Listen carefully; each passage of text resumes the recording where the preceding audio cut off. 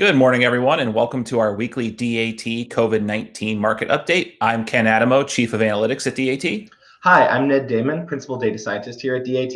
I want to give a big thank you to all the carriers and brokers who are keeping America moving during this time of trial. We'll be here every Wednesday sharing market updates for the duration of the coronavirus pandemic. If you have questions, comments, or just want to email us, please email us at askiq@dat.com, and we'll do our best to answer them as soon as we can. Ken's going to start us off with some supply and demand information and looking a little bit at DAT rate trends. Ken? All right, thanks, Ned. We're going to start off this week with our market dynamics update. And just to kind of refresh everyone, our market dynamics are based on our load board, which, as many of you know, is the largest load board for truckload transportation in North America. And we're closely tracking load posts, load searches, equipment posts, and equipment searches across all three equipment types: dry van, reefer, and flatbed. So let's take a look at a few charts and graphs that help illustrate what's going on in the market. So as you can see here, this is the dry van load to truck ratio. And this is something we've been tracking. As you can see, there was the run up during the restocking period, dealing with COVID-19 and stocking the shelves with toilet paper and bottled water, things like that. As the social distancing has become more aggressive and more prolonged, we've seen those load to truck ratios drop down significantly below 2017 and 2019 levels, actually dropping below 1 for the first time in the past 3+ years.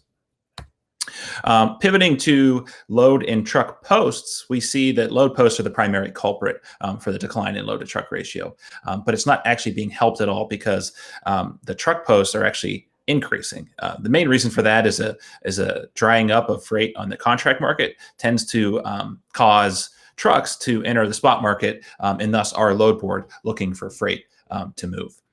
Moving to the reefer market, it's a very similar story. Reefer actually peaked out very close to 2018 levels and has since fallen down on the load to truck ratio side to below either 2018 and 2017. Very similar story here on the load and truck post side. We see this sharp decline, dropping well below where we were when we entered into the crisis. But then also on the capacity side, truck posts are up significantly, much higher than even 2019 levels. So this is something we would expect to translate into rates. Our load to truck ratio and our load board activity is a great predictive tool when looking at potential future rate movements. We see the dry van rates have basically given up all of the ground that they had gained during the COVID restocking crisis, dropping down below 2019 levels, as well as where we were tracking for 2020 before all of this happened. This is a great way to look at long-term, short-term trends within the middle of a week per se. So it's a 3-day moving average compared to a 7-day moving average.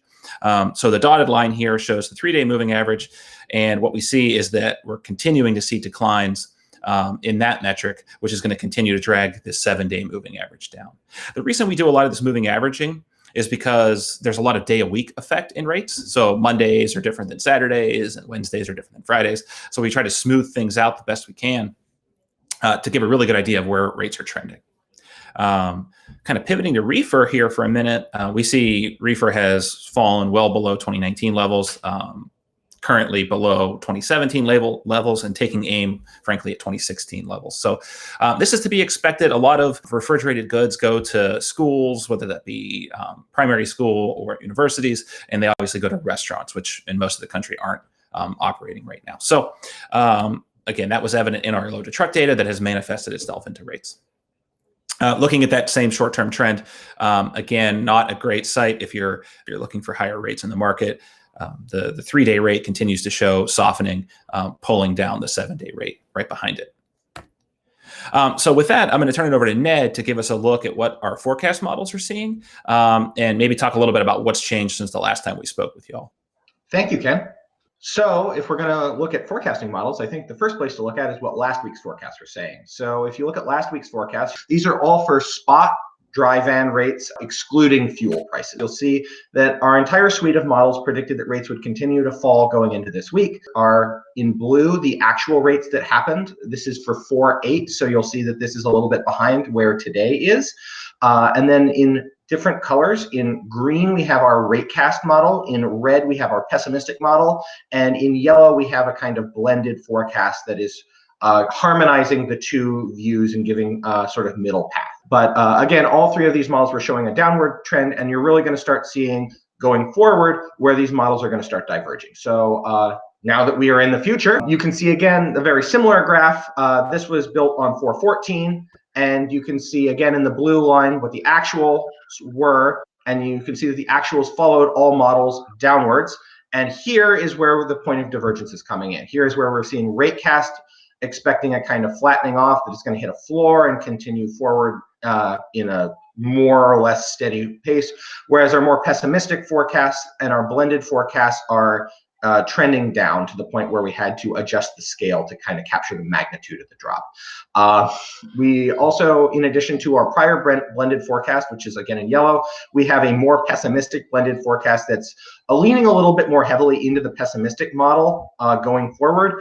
And you can see that if things continue to not improve, if the load to trucks continue in the way that they have been continuing, it's going to get a little dicey. All right, Ned, thank you. That was very helpful. Can you just talk for a minute about why having a robust historical data set is very important when building predictive rating models? Certainly. An analogy that I like to use is that I'm teaching my son to read right now, and he is very good at reading books that he's read before, but he's not so good at reading books that he's not read before, because what he's really doing is he's memorizing. He's not reading. He's not really understanding what the words say.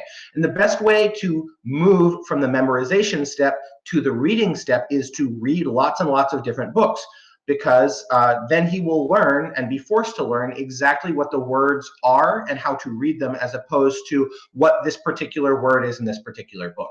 Forecasting models work in a very similar way, where if you have a limited set of historical examples to draw from, the models are going to tend to focus more on memorizing and less on actually learning and understanding what the underlying trends are. And having a really robust historical data set that goes through a lot of different periods and covers a lot of different ground and a lot of different equipment types really gives us the information that we need to build models that are actually understanding, to whatever extent they are, how rates are behaving and how real rates behave in the wild, as opposed to just memorizing how historical patterns were and reciting them. One other thing to add, I think it's important to note that our models are actually predicting what our rate view rate will be. And that's something we can actually score them against as the contributions roll in, which is a distinct advantage we have over folks that don't actually have the historical data to score their models against. All right, and we're going to wrap up today reading a question from our Ask IQ inbox. And this is a question we're getting a lot, just phrased a different way, and basically asking about the market, right? So it's cooled off considerably from where it was a couple of weeks ago. And basically, what are some tools and tips that can help carriers get through this challenging period? So Ned, can you talk a little bit about that, please? Oh, certainly. So I would say that for folks who have a DAT RateView subscription, one of the best tools is to use RateView and to try and figure out what the market price for lanes is that you're running, so that you can effectively price yourself on the spot market and make sure that you are making as much money as you can in the lanes where you can make money, and that you are limiting your losses in the lanes where you don't have as much of a choice. For folks who have access to Ratecast is really helpful in terms of positioning. Being able to understand where you really want to be positioning your equipment to make sure that you are making as much money as you can during this period, or at least limiting the scope of the costs that you're incurring. For folks who have also access to our new market conditions index, I find the market conditions index is really helpful for being able to look at things from a national perspective anyway, where you can kind of see which KMAs are trending hot, which KMAs are not, and you can hopefully position yourself to take advantage of these trends and try and get yourself into the right place. So for me, one of the real bright spots has been the Louisville, Kansas City area. That whole swath has been a lot brighter than the rest of the country in terms of MCI. And if you can sort of see the trends in MCI, if you look at it, Louisville started off this week pretty hot, and it's trended down, but it's still retained heat a lot better than many other areas. And Kansas City has kind of heated up as a knock-on effect. And I feel like positioning your equipment there has, for instance, would be really helpful. Ken, do you have any other notes? No, I appreciate the update. I know that we've gotten a lot of positive feedback, even in the past week, of folks using these tools to help navigate these rather difficult times. So Just to wrap it up this week, I want to thank everyone for giving this video a watch. I know, we're not professionals at this. We're analysts. That's our day job. So we're still learning the whole video thing and the working from home thing. So we appreciate it. I just want to point you to a couple of different pieces on our website. The DAT.com/COVID-19 page will be updated with all of our market updates as things change. And if you have any questions or comments, you can shoot them to askiq@dat.com. Also available there is the DAT Daily 50, which has our top 50 lanes by volume, 7-day historical rates, and 7 days of ratecast. We have many different people who have signed up for this and find this to be a helpful tool in managing their business, especially on the core lanes in the country. So again, thanks for tuning in, and we will talk to you next week. Thank you, and be safe.